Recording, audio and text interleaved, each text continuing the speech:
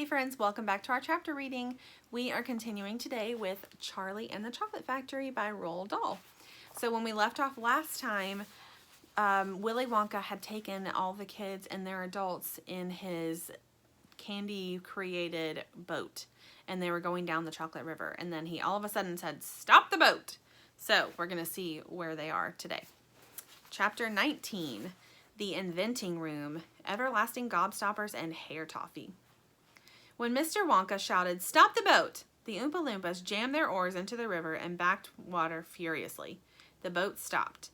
The Oompa Loompas guided the boat alongside the red door. On the door it said, "Inventing Room, Private, Keep Out." Mr. Wonka took a key from his pocket, leaned over the side of the boat, and put the key in the keyhole. "This is the most important room in the entire factory," he said. "All my most secret new inventions are cooking and simmering in here."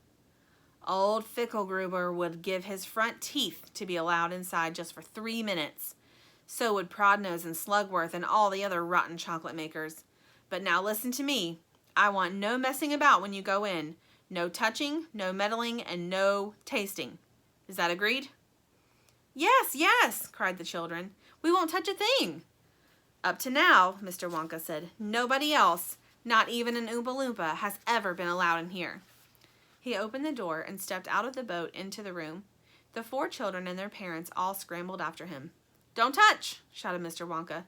"And don't knock anything over!" Charlie Bucket stared around the gigantic room in which he now found himself. The place was like a witch's kitchen. All about him, black metal pots were boiling and bubbling on huge stoves, and kettles were hissing, and pans were sizzling, and strange iron machines were clanking and spluttering, and there were pipes running all over the ceiling and walls.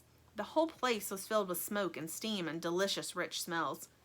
Mr. Wonka himself had suddenly become even more excited than usual, and anyone could see that this was the room he loved best of all. He was hopping about among the saucepans and the machines like a child among his Christmas presents, not knowing which thing to look at first.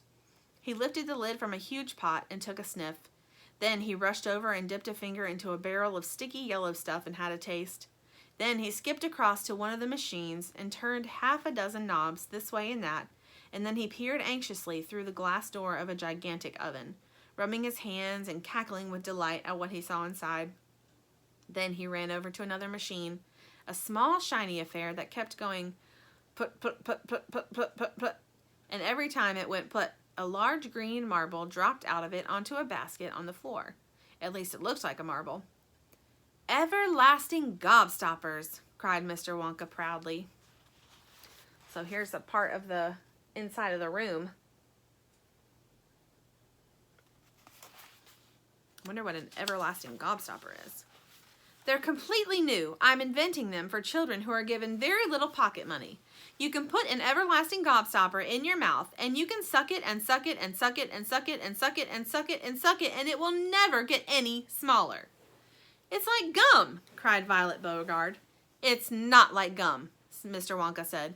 "Gum is for chewing, and if you tried chewing one of these gobstoppers here, you'd break your teeth off. But they taste terrific. And they change color once a week. And they never get any smaller. They never disappear. Never. At least, I don't think they do. There's one of them being tested this very moment in the testing room next door. An Oompa Loompa is sucking it. He's been sucking it for nearly a year now without stopping, and it's just as good as ever. Now over here," Mr. Wonka went on, skipping excitedly across the room to the opposite wall. "Over here I'm inventing a completely new line of toffees." He stopped beside a large saucepan. The saucepan was full of thick, gooey, purplish treacle, boiling and bubbling. Standing behind on his toes, little Charlie could just see inside of it. "That's hair toffee!" cried Mr. Wonka.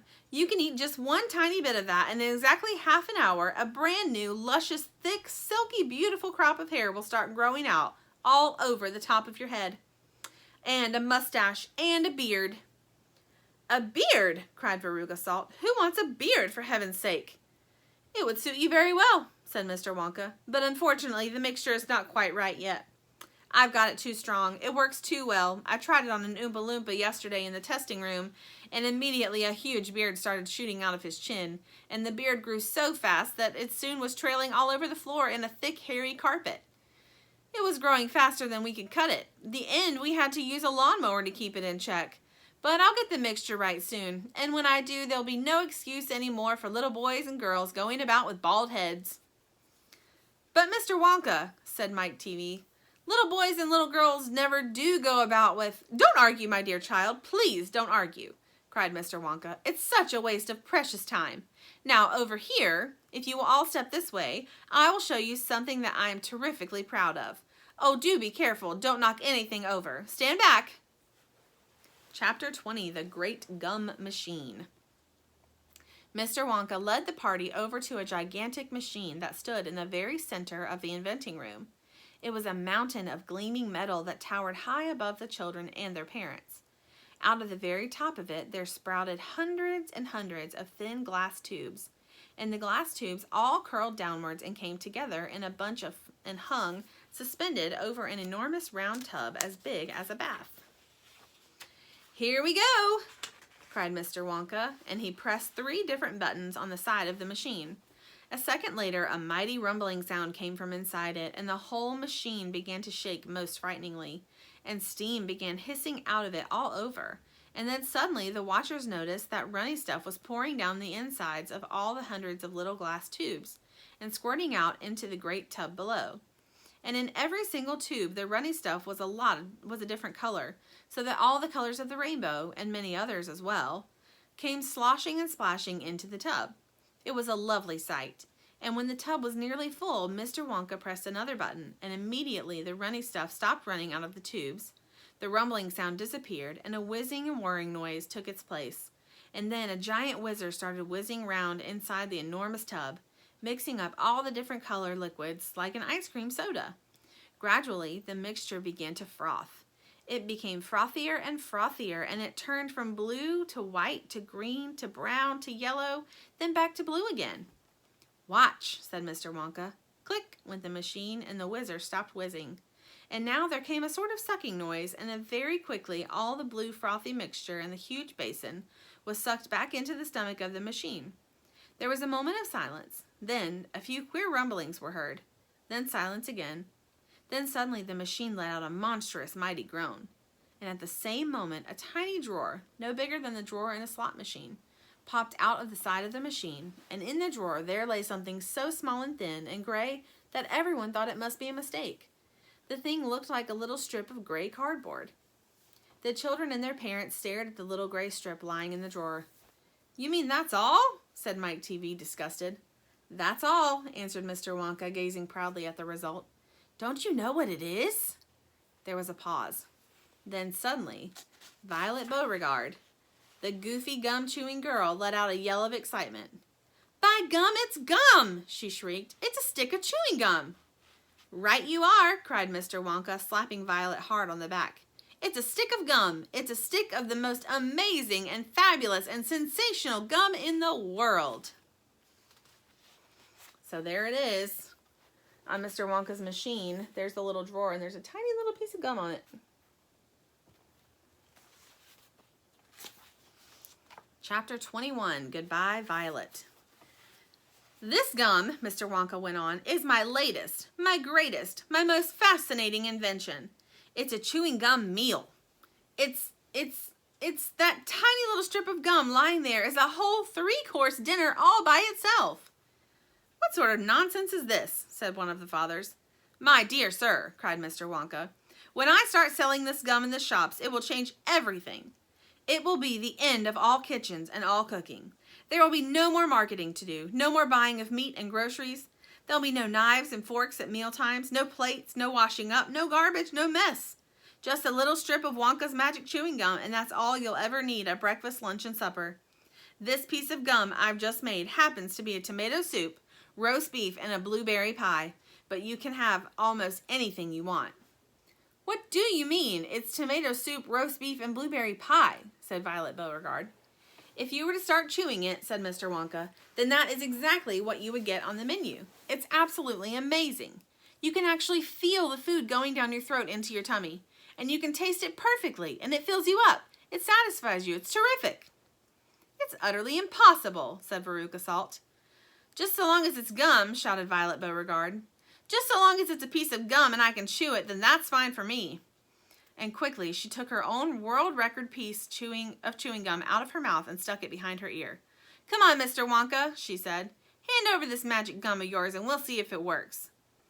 Now, Violet, said Mrs. Beauregard, her mother, let's do anything silly, Violet. I want the gum, Violet said obstinately. What's so silly? I would rather you didn't take it, Mr. Wonka told her gently. You see, I haven't got it quite right yet. There's still one or two things. Oh, to heck with that, said Violet. And suddenly, before Mr. Wonka could stop her, she shot out a fat hand and grabbed the stick of gum out of the little drawer and popped it into her mouth. At once, her huge, well-trained jaws started chewing away on it like a pair of tongs. Don't, said Mr. Wonka. Fabulous, shouted Violet. It's tomato soup. It's hot and creamy and delicious. I can feel it running down my throat. Stop, said Mr. Wonka. The gum isn't ready yet. It's not right. Of course it's right, said Violet. It's working beautifully. Oh my, what lovely soup this is. Spit it out, said Mr. Wonka. It's changing, shouted Violet, chewing and grinning both at the same time. The second course is coming up. It's roast beef. It's tender and juicy. Oh boy, what a flavor. The baked potato is marvelous too. It's got a crispy skin and it's filled with butter inside. But how interesting, Violet, said Mrs. Beauregard. You are a clever girl. Keep chewing, kiddo, said Mr. Beauregard. Keep right on chewing, baby. This is a great day for the Beauregards. Our little girl is the first person in the world to have a chewing gum meal. Everybody was watching Violet Beauregard as she stood there chewing this extraordinary gum. Little Charlie Bucket was staring at her absolutely spellbound, watching her huge rubbery lips as they pressed and unpressed with the chewing, and Grandpa Joe stood beside him, gaping at the girl. Mr. Wonka was wringing his hands and saying, No, no, no, no, no, it isn't ready for eating. It isn't ready. You mustn't do it. Blueberry pie and cream, shouted Violet. Here it comes. Oh my, it's perfect. It's beautiful. It's exactly as though I'm swallowing it. It's as though I'm chewing and swallowing great big spoonfuls of the most marvelous blueberry pie in the world. Good heavens, girl, shrieked Mrs. Beauregard, suddenly staring at Violet. What's happening to your nose? Oh, be quiet, Mother, and let me finish, said Violet. It's turning blue, screamed Mrs. Beauregard. Your nose is turning blue as a blueberry. Your mother's right, shouted Mr. Beauregard. Your whole nose has gone purple. What do you mean? Said Violet, chewing away. Your cheeks, screamed Mrs. Beauregard. They're turning blue as well. So is your chin. Your whole face is turning blue. Spit that gum out at once, ordered Mr. Beauregard. Mercy, save us, yelled Mrs. Beauregard. The girl's going blue and purple all over. Even her hair is changing color. Violet, you're turning violet. Violet, what's happening to you?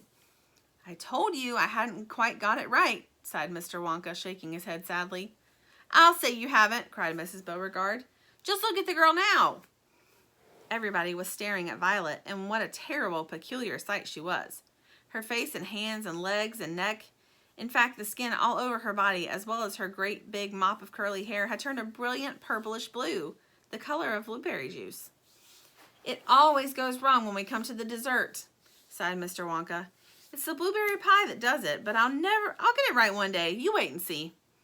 Violet, screamed Mrs. Beauregard, you're swelling up. I feel sick, Violet said. You're swelling up, screamed Mrs. Beauregard again. I feel most peculiar, gasped Violet. I'm not surprised, said Mr. Beauregard. Great heavens, girl, screeched Mrs. Beauregard. You're blowing up like a balloon. Like a blueberry, said Mr. Wonka. Call a doctor, shouted Mr. Beauregard. Prick her with a pin, said one of the other fathers. Save her, cried Mrs. Beauregard, wringing her hands. But there was no saving her now. Her body was swelling up and changing shape at such a rate that within a minute it had turned into nothing less than an enormous round blue ball. A gigantic blueberry, in fact.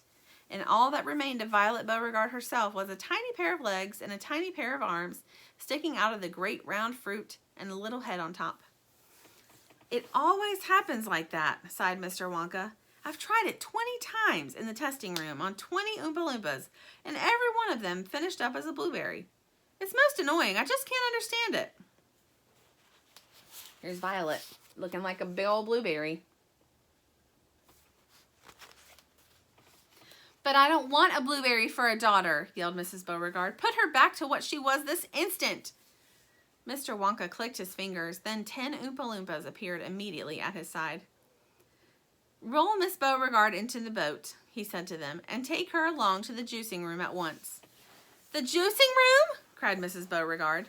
What are they going to do to her there? Squeeze her, said Mr. Wonka. We've got to squeeze the juice out of her immediately. After that, we'll just have to see how she comes out. But don't worry, my dear, Mrs. Beauregard. We'll get her prepared if it's the last thing we do. I am sorry about all that. I really am.